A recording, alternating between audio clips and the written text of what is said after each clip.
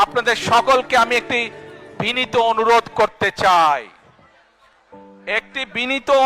করতে চাই, করব সত্যি?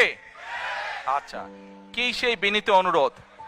প্রিয় ভাই বোনেরা, আপনাদের সাথে আমি 18 বছর ছিলাম।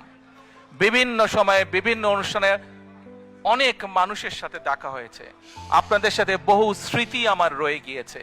আপনাদের সাথে বহু দুঃখ কষ্ট আমি শেয়ার করেছি। আপনারা বিভিন্ন সময়, আমার বক্তব্যের শুরুতেই বলেছি, যুক্তরাজ্য সহ বিভিন্ন দেশের প্রবাসী, বিশেষ করে যারা জাতীয়তাবাদী, বাংলাদেশি জাতীয়তাবাদের রাজনীতিতে বিশ্বাস করেন, আপনারা বহু মানুষ বিভিন্ন সময় আমার পরিবারের, দলের বিপদের সময় আমাকে মানসিকভাবে সাহস দিয়েছেন, সহযোগিতা করেছেন, সমর্থন জুগিয়েছেন। আজকে বিশেষ করে লন্ডনে যারা আছেন, বিশেষ করে তোমরা যারা ইয়াং আছো, ছবি তোলার জন্য পাগল হয়ে যাচ্ছ, প্রত্যেকের কাছে আমার একটি অনুরোধ, 25 তারিখে ইনশাআল্লাহ আপনাদের দয়া, আল্লাহর রহমতে আমি দেশে ফিরে যাব। কিন্তু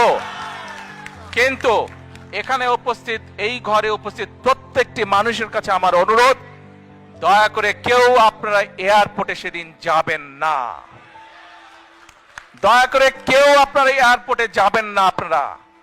কারণ এয়ারপোর্টে গেলে একটি হট্টগোল তৈরি হবে এবং মানুষ জানবে যে এরা সব বাংলাদেশি, এবং দেশের সুনাম নষ্ট হবে, দলের সুনাম নষ্ট হবে।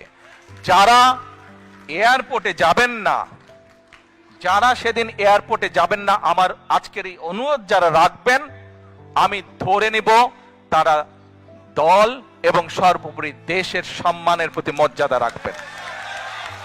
আর আমার মানা করা সত্ত্বেও, আমার অনুরোধ করার পরেও যারা যাবেন, আমি ধরে নিতে বাধ্য হব যারা ব্যক্তিগত স্বার্থের জন্য সেখানে গিয়েছেন।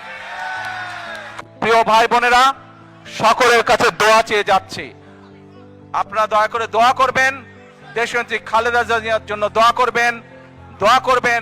আপনাদের সামনে যে পরিকল্পনা তুলে ধরেছি, আল্লাহ যাতে আমাকে তৌফিক দেন দেশ এবং দেশের মানুষের জন্য সেই কাজগুলো যাতে সম্পূর্ণ করতে পারি। আল্লাহ হাফেজ। বাংলাদেশ জিন্দাবাদ, বাংলাদেশ জাতীয়তাবাদী দল জিন্দাবাদ। আসসালামু আলাইকুম।